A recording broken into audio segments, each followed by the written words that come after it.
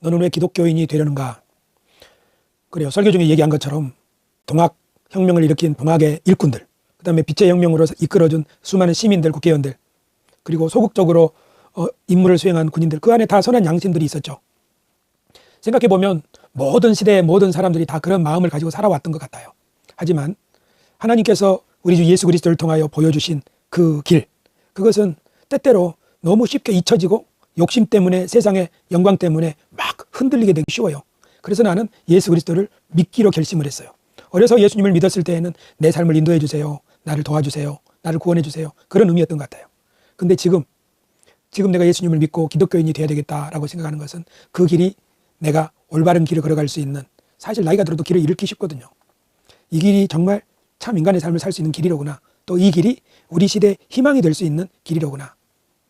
사실 한순간에 혁명이 일어나기도 하고 하지만 우리가 역사를 돌이켜보면 막 이런 굴곡이 많잖아요. 금방 잘 되는 것 같다가도 또 금방 혼란스러워지고 막 쉽게 길을 잃어버리잖아요. 그런 가운데 우리가 막 난리에 소문에 전쟁에 이런 세상을 살고 있는 거예요. 그 가운데 우리들이 푯대를 빛이 되고 등불이 되는 그 길을 비춰주는 그 길이 바로 예수 그리스도의 길, 하나님이 우리에게 비춰주시는 생명의 길이죠. 그 길을 가지지 못한다면 계속 이런 그 실패와 성공과 이런 것을 반복하다가 헤매고 말 거예요. 삶이 힘들어도 또는 잘 나가도 우리에게는 북극섬처럼 변하지 않는, 흔들리지 않는 푯대가 필요한 거죠. 그 푯대가 바로 우리에게 새벽별 예수 그리스도, 샛별 예수 그리스도시죠. 우리 믿음의 선배들도 샛별이 우리 마음속에 솟아오르기까지 하나님의 말씀에 주의하라고 했던 것처럼 이 샛별, 이 빛을 잃어버리면 너무너무나 쉽게 삶은 헝클어지고 말아요. 길을 잃어버린다고요. 내가 뭐 때문에 사는 거야? 이 고생 왜 하는 거야? 이런 생각 말이에요. 인생이 덧없어진다고요. 하지만 그 빛으로부터 인생의 길을 찾고 노력하다 보면 어느새 우리의 삶과 세상이 새롭게 변화되어지는 것, 그것이 구원의 길이 아니냐. 그래서 나는 기독교인이 되려는 것입니다. 이것이 나의 대답이에요. 정말 좋은 질문이에요. 그러면 왜 교회를 세우려는가? 먼저 생명의 바다 교회는 처음에는 두 사람으로 시작되는 거죠. 이 교회를 통해서, 이 교회가 있으니까 나는 여기서 하나님의 말씀을 연구하고 복음을 전하는 거예요. 여기서 이 교회가 없다면 나는 그냥 일반 시민으로 그냥 살지도 모르겠어요. 목회자이지만 뭐 가정 먼저 돌보고 그런 거 해야지, 그런 생각 먼저 할지도 몰라요. 하지만 교회가 있기 때문에 그 교회에 주신 하나님의 사명을 이루어야 된다는 것 때문에 지금 이렇게 복음을 연구하고 말씀을 증거하고 하는 거예요. 이것이 많은 사람들에게, 절박한 사람들에게, 물이 필요한 사람들에게 물을 주는 것처럼 길을 찾는 사람들에게 이것이 길잡이가 되고 등불이 될 수 있다고 나는 확신하는 거예요. 이 작은 빛이 내가 감당해야 될 영역에서 그 지역을 밝힐 수 있는 등불이 된다고 나는 믿어요. 그리고 하나님이 또 우리만이 아니라 바알에게 무릎 꿇지 않는 수많은 7천 명의 의인들과 손잡을 수 있는 하나의 지점이 되는 거예요. 예수님이 너희는 세상의 빛이라 할 때 등불을 말씀하잖아요. 등경 위의 빛. 이 세상에는 많은 등경이 필요한데 생명의 바다 교회도 그 하나의 등불, 등경인 거예요. 이 빛을 밝히고 있는 한 우리 자녀들, 우리 일을 아는 사람들 모두 다 여기서 희망을 발견할 거예요. 그리고 이 빛이 다 도달하는 모든 곳에, 혹시 알아요? 동방박사들이 그 별을 보고 모든 것을 버리고 따랐던 것처럼 이 빛이 그런 동방박사들을 인도하던 빛이 될 수 있는지, 우리 생명의 바다 교회는 그런 빛을 비추는 교회예요. 하지만 이 빛은 흔히 말하는 흔한 빛은 아니에요. 내가 고백했던 것처럼 내가 어렸을 때 진리라고 생각했던 거, 그것이 30대, 40대, 50대를 지나오면서 더 새로운 의미로 밝혀졌잖아요. 어렸을 때 받았던 빛이 조그마한 빛이라면 지금은 더 큰 빛이 된 거예요. 더 선명한 빛이 된 거예요. 그래서 주님 부르시는 그날까지 교회를 세우면서 교회를 통하여 온 세상에 더 찬란한 빛을 비추는 것, 그것이 하나님이 나를 부르시고 은혜를 베푸신 이유라고 생각해요. 그것이 교회가 아니면 그 일을 할 수 있는 것이 없어요. 개인이 그 일을 한다고요? 개인으로서 그 일을 한다고요? 개인으로서 그 일을 하기는 어려워요. 그 개인이 자신이 교회라고 하는 확신과 소명을 받기 전까지는 개인은 개인으로 살다가 흐지부지 되고 말아요. 솔직히 말하면 우리 신대원 동기 모임 있잖아요. 4사람이 모이는데 2사람은 교회를 운영하고 있어요. 나 포함해서. 한 사람은 선교사예요. 그러니까 12월 달에 또 가야 돼요. 거기도 사람이 있어요. 근데 한 사람은 교회를 하지 않아요. 그냥 직장에 취업해서 살고 있어요.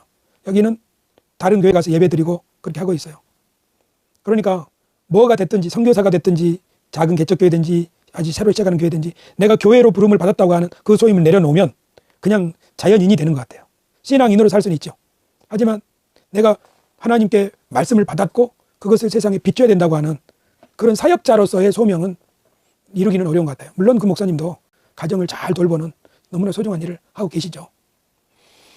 우리가 만났던 박우신 목사님도 그런 경우라고 볼 수 있어요. 박우신 목사님도 훌륭한 선택을 했죠. 네 딸들을 잘 양육했으니까요. 신학 공부하고 학원 강사하면서 또 부교육자 생활도 하면서 자녀들을 잘 양육했잖아요. 그것도 가치 있는 삶이에요. 그러니까 이건 옳고 이건 그러다 그게 아니에요. 그러니까 나의 소명이 무엇이냐, 하나님이 나를 어디로 부르시느냐에 달려있는 것 같죠. 그게 중요하죠. 사실 돌이켜보면 우리가 20대 때 결혼할 때 또 신앙생활 할 때 주변에서 듣는 이야기는 그런 거 아니었어요. 왜 너는 그렇게 하려고 해? 왜 너는 그 길을 가려고 하느냐? 사람들이 이렇게 좋은 길 나누고 왜 그 길 가려고 해? 그런 이야기를 들었잖아요. 그때마다 우리 마음속에 한치도 주저하지 않고 나온 대답이 뭐예요? 그것은 이게 옳으니까요. 이게 하나님 나에게 은혜 주신 이유니까요.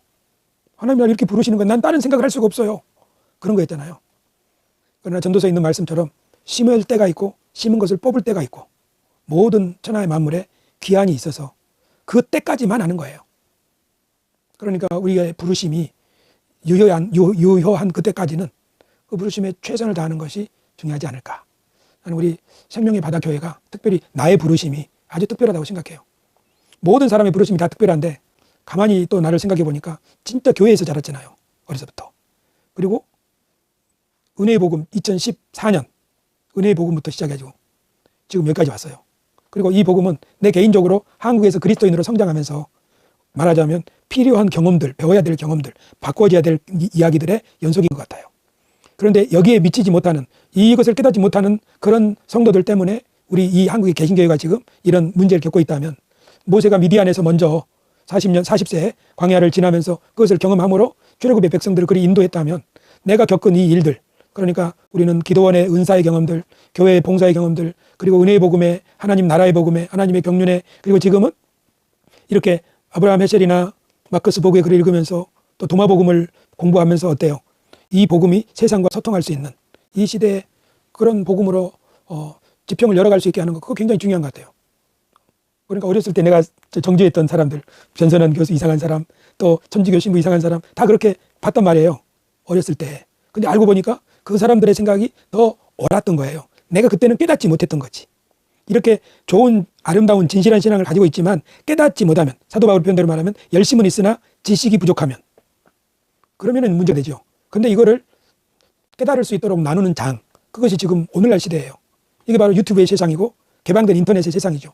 이곳에서 해도 되는 일이에요. 그러니까 얼마나 신선한 메시지, 얼마나 이 시대에 필요한 메시지를 전하느냐, 이게 중요한 거지. 그리고 내가 얼마나 하나님께 진실되게, 그러니까 초월하시고 역동적으로 역사하시는 그 하나님, 그리고 교회만이 아니라 세상 가운데서 역사하시는 그 하나님을 믿고 인정하고 그 솔직하게 그분 앞에 나아갈 때 나는 우리 교회의 소임을 이룰 수 있게 된다고 봐요. 지금은 우리 집에서 이렇게 두 사람이 예배하잖아요. 그러나 하나님이 또 새로운 장소를 주실지, 새로운 동역자들을 주실지, 아니면 새로운 아예 교회의 사역을 열어주실지, 아니면 이 사역이 폭발적으로 성장을 하게 될지, 그건 모르겠어요. 하지만 지금 내가 어렸을 때부터 신앙 안에서 걸어온 이 길, 그리고 좌충우돌 했지만 차근차근 깨달아가고 있는 이 길, 그리고 주변에서 우려도 하고 걱정도 하고 이단 아니야? 이런 말도 하지만 도리어 내가 어렸을 때 했던 그런 생각들을 돌이켜보면서 이 길을 꿋꿋이 걸어간다면 그것은 오늘뿐 아니라 오고 오는 세대의 사람들에게도 빛이 될 수 있다. 예수님이 걸어가신 그 길이 그 길이고 사도 바울이 걸어가신 그 모함과 비난과 투옥의 길, 하지만 그것이 바로 우리의 지표가 되어서 기독교회를 지금까지 이렇게 영향력 있게 생기 있게 하는 거잖아요. 그러니까 우리가 지금 당장 보기에는 그 죽은 자와 같고 징계를 받는 자와 같고 사도 바울의 고린도후서 6장 6절에서 8절에 있는 그 말씀처럼 그거예요. 하지만 죽임을 당하지 아니하고, 그렇죠? 가난하나 많은 사람을 부유하게 하고 아무것도 없는 자 같으나 모든 것을 가진 자로다라고 하는 그 신앙의 부요함, 사실 거기에 이르는 게 중요하죠. 또 우리가 이미 그런 사람이라고 사도 바울이 일깨워주는 거잖아요. 그러니까 우리 생명의 바다교회가 이 시대에 필요해요, 안 해요? 필요해요. 필요해요. 하나님 우리를 이리 부르셨고 그 일을 위해서 우리가 갈 바를 알지 못하고 한 걸음 한 걸음 순종하고 있는 거죠. 당신도 그 일을 따라서 지금 가고 있고, 그래서 귀한 일이에요.